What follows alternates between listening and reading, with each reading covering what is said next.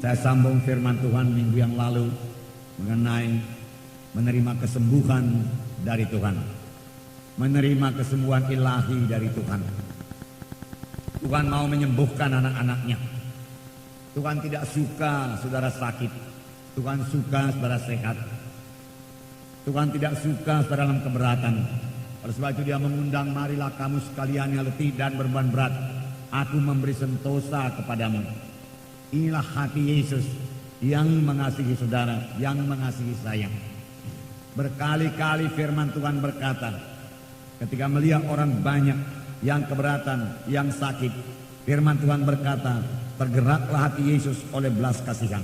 Dalam Markus 1 ayat 40 dan 41-42. Markus 1 mulai 40, seorang yang sakit kusta datang kepada Yesus dan sambil berlutut di hadapannya, ia memohon bantuannya, katanya, kalau engkau mau, engkau dapat mentahirkan aku. Maka tergeraklah hatinya oleh belas kasihan. Lalu ia mengulurkan tangannya, menjamah orang itu dan berkata kepadanya, aku mau, jadilah engkau tahir. Seketika itu juga lenyaplah penyakit kusta orang itu dan ia menjadi tahir. Orang yang sakit kusta datang kepada Tuhan Yesus dan berseru kepada Tuhan Yesus, kalau engkau mau, engkau sanggup menyembuhkan aku. Dia tidak bimbang akan kesanggupan Tuhan Yesus. Banyak orang seperti ini. Dia tidak meragukan kesanggupan Tuhan Yesus. Bahkan mereka kata Tuhan Yesus sanggup berbuat apa saja. Hanya yang dia ragukan, dia bimbangkan, apakah Tuhan mau memperhatikan saya? Apakah Tuhan mau menyembuhkan saya? Oleh sebab itu, orang kusta ini berkata, kalau engkau mau, engkau sanggup menyembuhkan aku. Seketika itu juga lenyaplah penyakit kusta orang itu. Tuhan Yesus bahkan melanggar adat istiadat orang Yahudi. Orang Yahudi larang bersinggungan pun dengan orang sakit kusta. Oleh sebab itu pada waktu itu tempat orang sakit kusta tertentu di luar kota. Tetapi Yesus mengulurkan tangannya, dia sengaja menjamah orang yang sakit kusta itu. Dan dia berkata, aku mau, hatiku tergerak oleh belas kasihan. Aku tidak suka engkau sakit. Penyakit kusta ini bukan daripadaku. Penyakit kusta ini daripada setan. Aku mau engkau sembuh. Jadilah engkau sembuh. Seketika itu juga sembuhlah dia daripada penyakit kustanya. Puji Tuhan. Berkali-kali dikatakan dalam Alkitab, ketika seorang buta datang kepada Tuhan Yesus, firman Tuhan juga berkata, hati Yesus tergerak oleh belas kasihan. Ketika Yesus mengajar dan dia melihat orang banyak itu, firman Tuhan berkata, hatinya tergerak oleh belas kasihan. Mereka lelah seperti domba yang tidak bergembala, hati Yesus tergerak oleh belas kasihan. Melihat orang yang lapar, hati Yesus tergerak oleh belas kasihan. Menjelang malam dibawalah kepada Yesus beberapa banyak orang yang buruk keadaannya. Lalu Yesus menyembuhkan semuanya. Tidak ada dikecualikan oleh Tuhan Yesus. Semua orang bisa disembuhkan Tuhan Yesus. Semua penyakit bisa disembuhkan Tuhan Yesus. Pada waktu Tuhan Yesus memperkenalkan dirinya pertama kali kepada bangsa pilihannya, suatu bangsa pilihannya keluar dari tanah Mesir, Tuhan berkata, akulah Jehovah Rafa. Akulah Tuhan yang menyembuhkan engkau. Akulah Tuhan yang berbelas kasihan. Jadi Yesus mau menyembuhkan saudara karena Tuhan lebih dahulu berbelas kasihan kepada saudara. Saudara yang sakit, perhatikanlah hal ini. Jangan batasi kuasa Tuhan. Jangan katakan Tuhan tidak mau menyembuhkan saya. Lebih dahulu hati Tuhan tergerak oleh belas kasihan melihat penderitaan karena penyakit. Tuhan tidak suka manusia ini menderita. Di sorga tidak ada penyakit. Bahkan 70% pelayanan Tuhan Yesus selama dia di bumi ini menyembuhkan penyakit, menyembuhkan penyakit, menyembuhkan penyakit. Dan firman Tuhan berkata, dialah Tuhan yang tidak berubah. Baik kemarin, baik hari ini, sampai selama-lamanya. Dia tidak berubah dalam kuasanya. Dia tetap maha kuasa. Tidak ada penyakit yang terlalu berat kepadanya untuk disembuhkan. Kanker tumor bukanlah perkara yang berat kepada Tuhan. Tuhan mau menyembuhkan dan Tuhan sanggup menyembuhkan. Tetapi tiada persoalan yang terlalu berat yang tidak bisa diselesaikan oleh Tuhan Yesus. Maka itulah spesialisasinya menyelesaikan semua persoalan-persoalan dan memberikan kelegaan, memberikan damai sejahtera dalam hati kita. Kuasa Tuhan belum berubah. Pandang kepada Tuhan Yesus.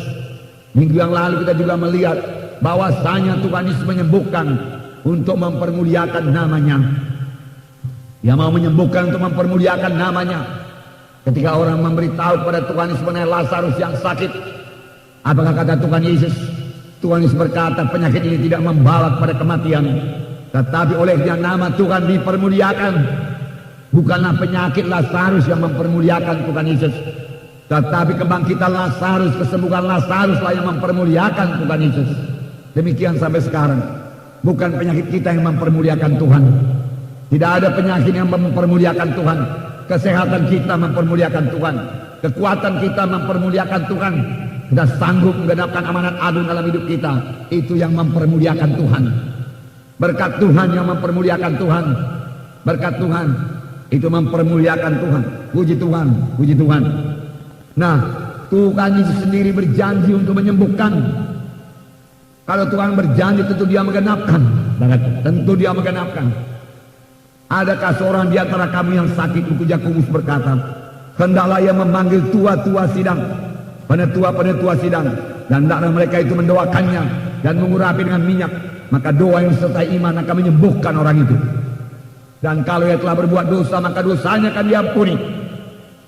Firman Tuhan jelas mengatakan demikian.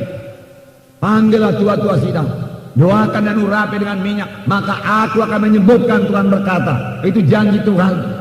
Sayang banyak sekali gereja melalaikannya. Banyak orang-orang sakit. Terlebih pada akhir zaman ini, di mana dosa bertambah-tambah, pekerjaan setan bertambah-tambah, tentunya keberatan manusia bertambah-tambah, persoalan manusia bertambah-tambah, penyakit bertambah-tambah. Firman Tuhan lebih dahulu mengatakan pada akhir zaman akan terjadi untuk masa yang sukar. Ini sudah sampai pada akhir zaman, akan terjadi masa yang sukar. Kesukaran akan bertambah-tambah, goncangan akan bertambah-tambah pada akhir zaman. Oleh sebab itu, siapakah pegangan kita, siapakah sandaran kita dalam hal ini, saudaraku? Tidak lain daripada Tuhan Yesus. Tuhan Yesus yang hidup, Tuhan Yesus yang berkuasa. Tuhan Yesus yang berkuasa melepaskan kita daripada segala keberatan. Dia ajaib adanya, perbuatannya ajaib. Dia akan memberikan hikmat kepada kita bagaimana kita bisa mengatasi semua persoalan-persoalan ini. Semalam, saudaraku, dalam kebaktian muda-mudi di sini, apakah yang saya katakan pada waktu itu, saudaraku? Pada saya katakan, kamu pemuda-pemudi siapkan diri, jadilah seperti Yusuf dalam perjanjian lama. Apakah diperbuat oleh Yusuf? Yusuf beroleh hikmat daripada Tuhan untuk mengatasi kelaparan pada waktu itu, sehingga bangsa-bangsa datang mohon makanan kepada Yusuf yang memulai karirnya hanya sebagai seorang hamba budak belian, tetapi dengan hikmat Tuhan dia menjadi, boleh dikatakan sekarang, Perdana Menteri Mesir. Yang nomor 2 setelah Firaun. Maka dia sebenarnya memegang tampuk pemerintahan. Dia mengatur segala sesuatu. Puji Tuhan, Tuhan mengangkat Yusuf. Tetapi ingat, firman Tuhan berkata dalam buku Kejadian itu, adapun Yusuf disertai Tuhan, sehingga dia selalu berhasil dalam apa saja yang dikerjakannya. Adapun Yusuf disertai Tuhan, sehingga dia berhasil. Jadi penyertaan Tuhan erat sekali hubungannya dengan keberhasilan di dalam hidup ini. Penyertaan Tuhan erat sekali hubungannya dengan hikmat daripada Tuhan untuk mengatasi semua problema-problema, persoalan-persoalan. Hati Tuhan sudah tergerak oleh belas kasihan. Puji Tuhan, saudaraku, puji Tuhan. Akan goncangan-goncangan akan masih terus berjalan, saudaraku, karena ini akhir zaman.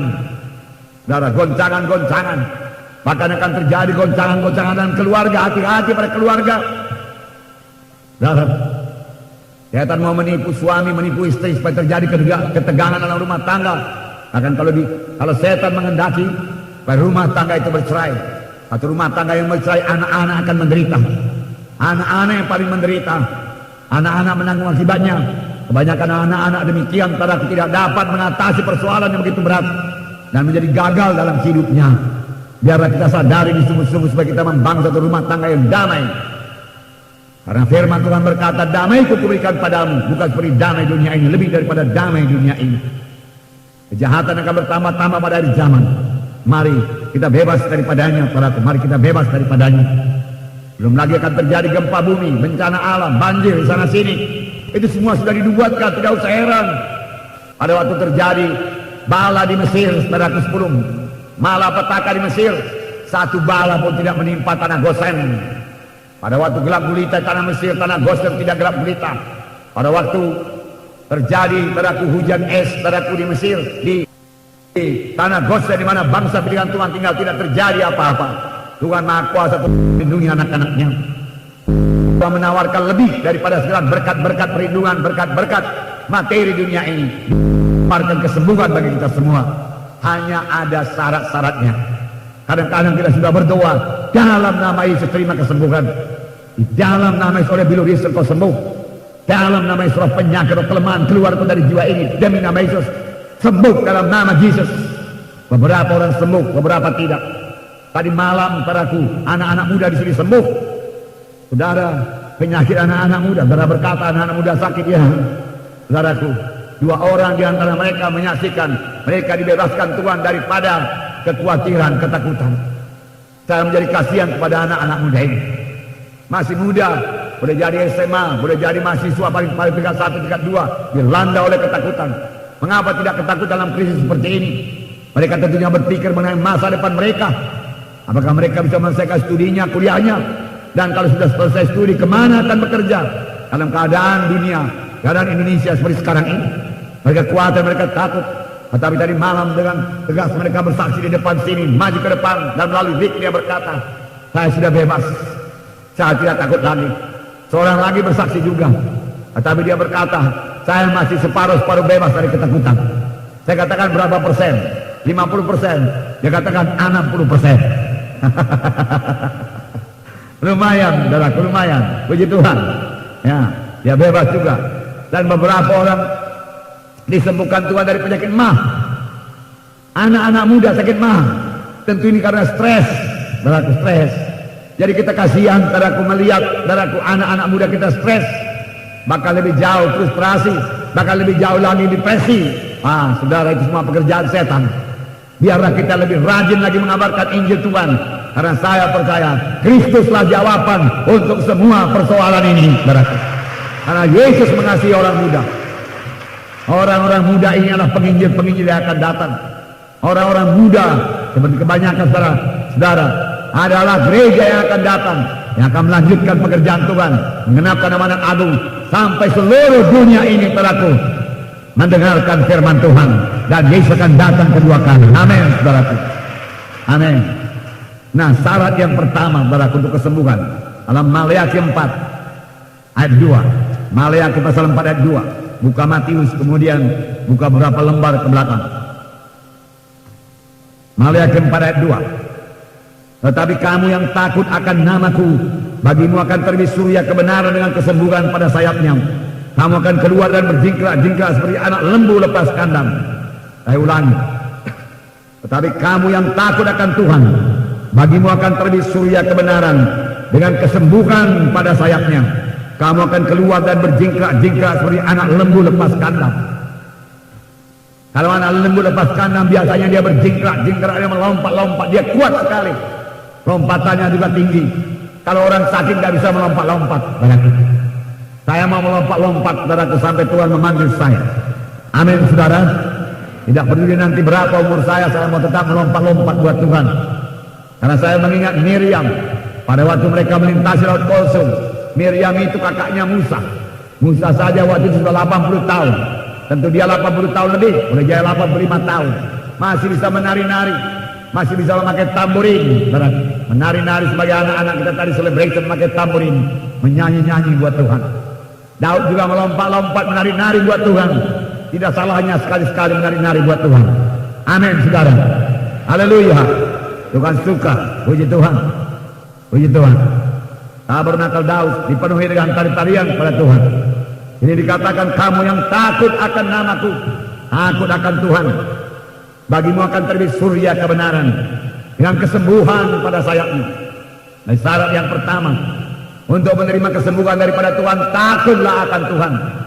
Kalau kita takut akan Tuhan, kita menjauhi dosa. Kalau kita takut akan Tuhan, kita menolak semua kebencian Tuhan dalam hidup kita. Takut akan Tuhan berarti kita menghargakan Tuhan.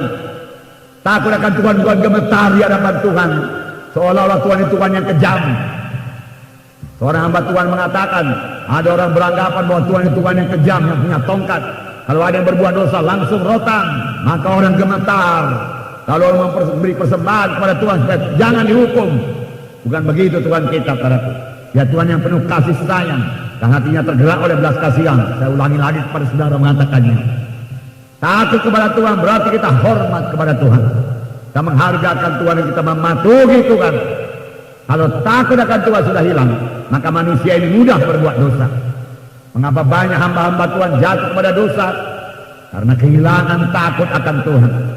Oleh sebab itu firman Tuhan berkata, kamu yang takut akan Tuhan, maka bagimu akan terbit surya kebenaran dengan kesembuhan pada sayapnya. Kamu akan sembuh kalau kamu takut akan Tuhan, hormat kepada Tuhan, hormat kepada Tuhan, tidak berbuat dosa, menjauhi dosa. Takut akan Tuhan bukan berarti roh ketakutan, bukan berarti khawatir. Lain itu saudara. Khawatir adalah dari setan. Tapi takut akan Tuhan, hormat kepada Tuhan, khawatir menghadapi masa depan. Saya percaya ini banyak saudaraku menimpa anak muda, bahkan menimpa orang tua juga dalam keadaan krisis sekarang ini. Apa yang akan dimakan besok lusa, harga-harga membubung terus, keadaan ekonomi tidak menentu, lalu mereka khawatirkan masa depan mereka. Tuhan berkata, jangan kamu khawatirkan barang apapun juga, lihatlah burung-burung di padang. Ya, tidak menabur, tidak menuai, tidak menabur, tetapi dia menuai. Tapi Tuhan mencukupkan semua makanannya. Puji Tuhan. Tuhan telah membebaskan kita daripada roh ketakutan yang seperti diberikan setan, roh khawatir, bukan itu maksudnya. Tapi takut akan Tuhan, hormat kepada Tuhan, maka surya kebenaran dengan kesembuhan pada sayapnya akan datang kepada saudara, datang kepada saya. Amsal 3 ayat 5. Amsal 3 ayat 5. Saya membacakan pada saudara. Amsal pasal 3 ayat 5. Di sini dikatakan, percayalah kepada Tuhan dengan segenap hatimu, berimanlah kepada Tuhan dengan segenap hatimu, dan janganlah bersandar kepada pengertianmu sendiri. Pengertian saudara bukan pengertian Tuhan.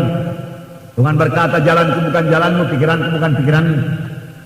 Setinggi langit beda daripada bumi, dengan demikian tingginya pikiranku daripada pikiranmu. Ayat 6. Akuilah dia dalam segala lakumu, maka ia akan meluruskan jalanmu. Janganlah engkau menganggap dirimu sendiri bijak. Takutlah akan Tuhan dan jauhilah kejahatan. Itulah yang akan menyembuhkan tubuhmu dan menyegarkan tulang-tulangmu.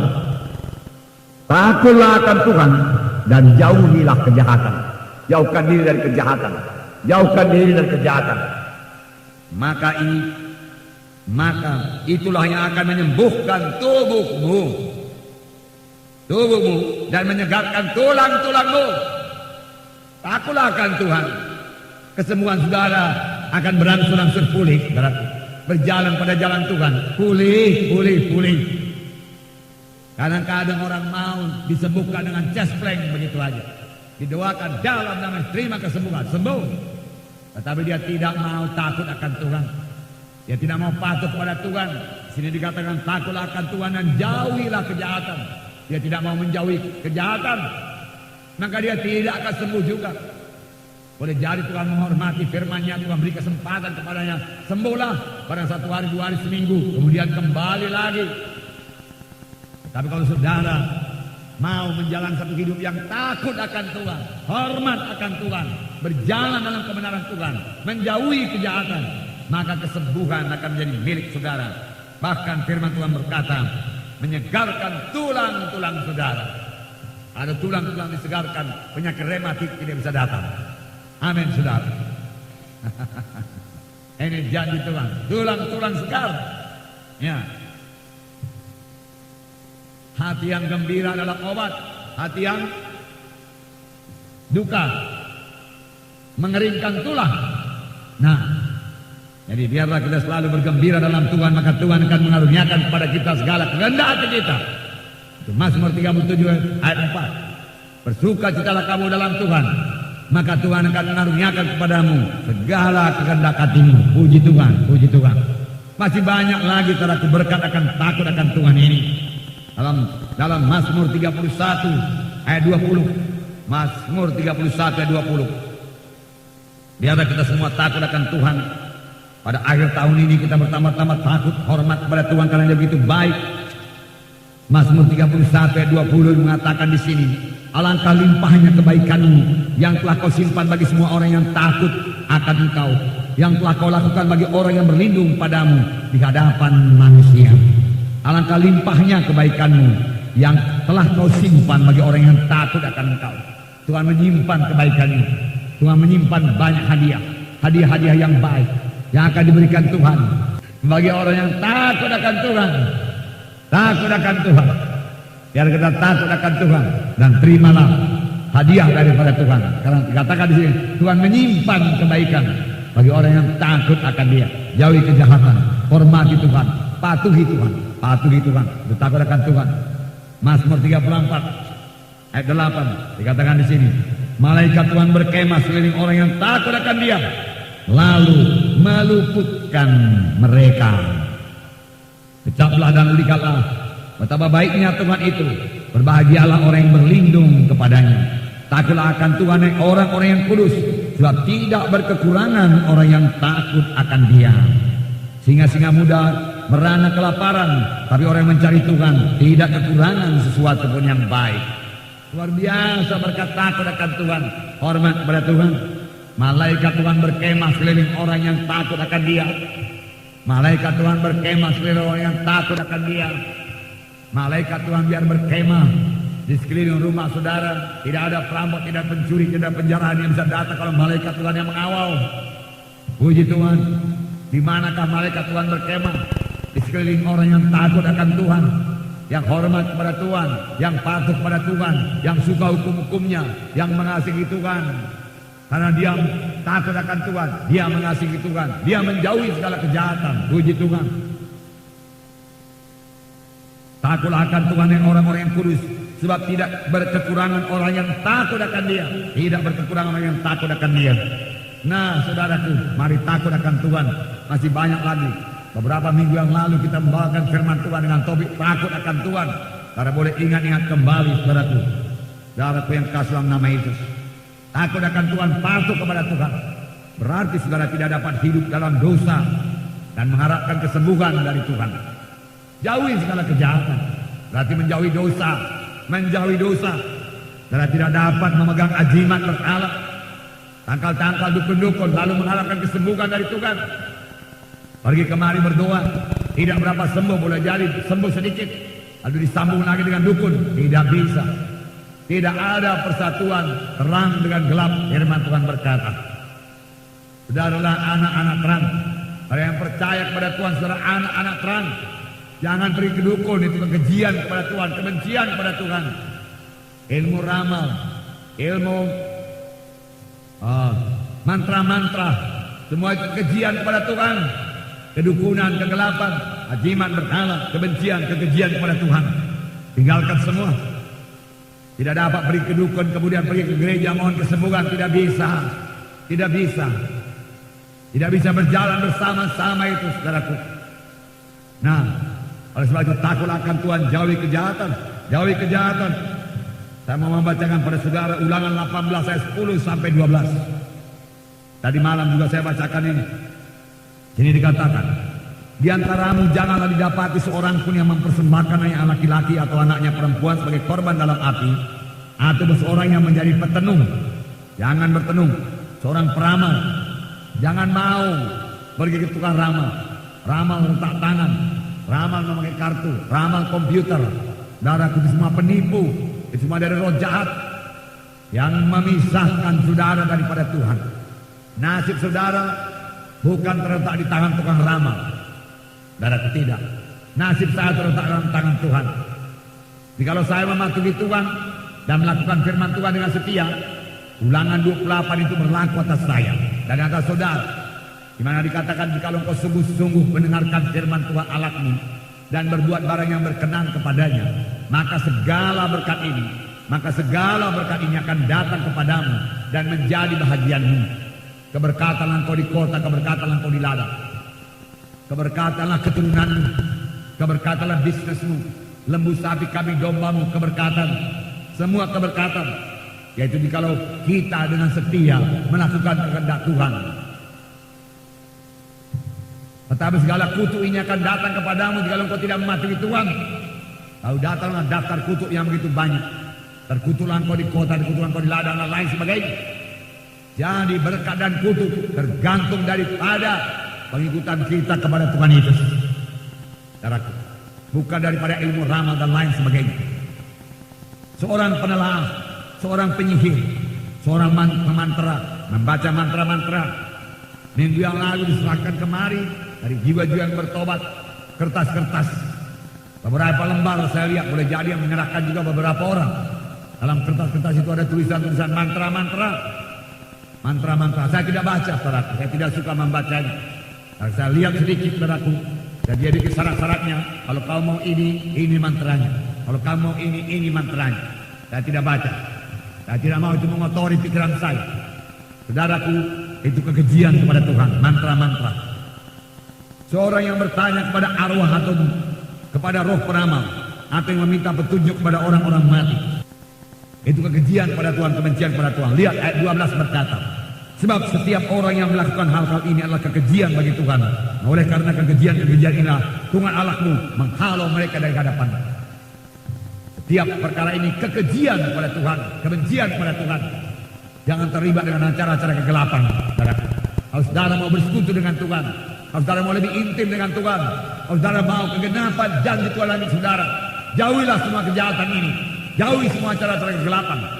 Amin, saudara. Jauhi itu semua, jauhi. Tidak bisa dicampur-campurin semua kalau kita mau mengikut Tuhan. Buang semua jimat-jimat, penjaga-penjaga rumah dari saudara, dari rumah saudara, buangkan semua. Puji Tuhan, saudara. Nah, saudara kalian kasih dalam nama Yesus. Jadi biarlah kita jadi pelaku-pelaku firman Tuhan. Banyak orang, saudaraku, bergerak dari satu kebaktian kepada kebaktian yang lain. Oh, di kebaktian ini, oh, musiknya kurang bagus, saya akan cari kebaktian sana musiknya bagus. Dia bergerak dari satu pengkhotbah yang lain. Khotbah sana lebih banyak lucu-lucunya dan lain sebagainya. Ini lebih lancar, oh, dan lain sebagainya. Dari satu KKR ke KKR yang lain. Dari satu seminar ke seminar yang lain. Tetapi dia tidak pernah mau, saudaraku, bertumbuh dalam Tuhan. Dalam arti dia tidak pernah mau meninggalkan dosanya, menyangkal diri dan bertobat sungguh-sungguh. Dia mau satu kekristenan yang tidak menyangkal diri, tidak mengangkat salib. Saya katakan kepada saudara, tidak ada Kristen yang sungguh-sungguh tanpa penyangkalan diri. Tuhan Yesus berkata, siapa mau mengikut aku, dia harus menyangkal dirinya. Dia harus mengangkat salibnya setiap hari.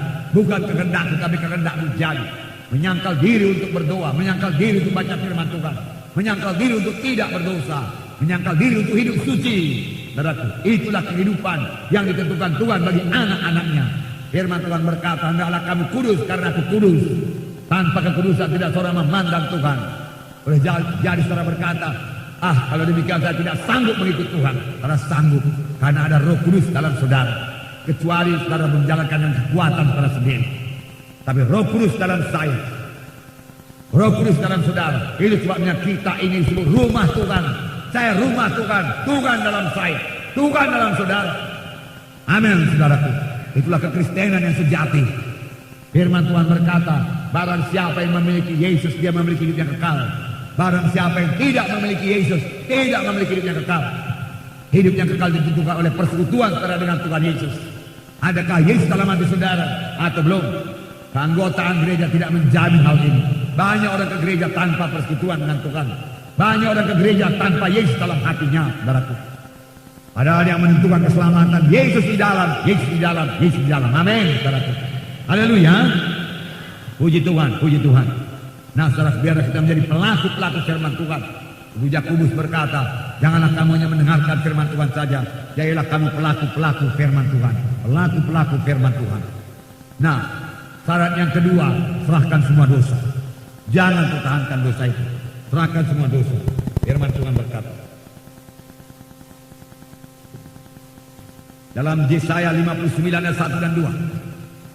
Yesaya 59 ayat 1 dan 2. Saya membacakannya kepada saudara. 59:1-2. Sesungguhnya tangan Tuhan tidak kurang panjang untuk menyelamatkan, dan pendengarannya tidak kurang tajam untuk mendengar.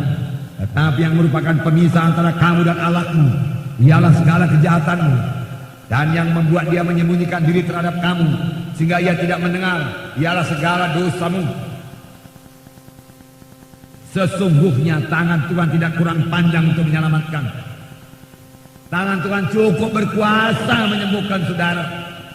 Tangan Tuhan cukup mau menyembuhkan saudara. Ya. Dan pendengarannya tidak kurang tajam. Tuhan tidak tuli untuk mendengar tetapi yang merupakan pemisah antara kamu dan Allahmu ialah segala kejahatanmu, segala dosamu. Dan yang membuat dia menyembunyikan diri terhadap kamu sehingga ia tidak mendengar ialah segala dosamu. Dosamu serupa dinding, firman Tuhan berkata. Dosa kita serupa dinding memisahkan kita dengan Tuhan.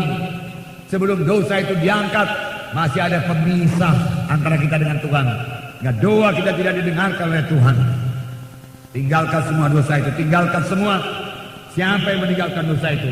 Kitalah yang meninggalkan dosa itu. Kita tinggalkan dosa itu. Buang semua kebencian Tuhan. Termasuk dosa yang saya sebutkan tadi.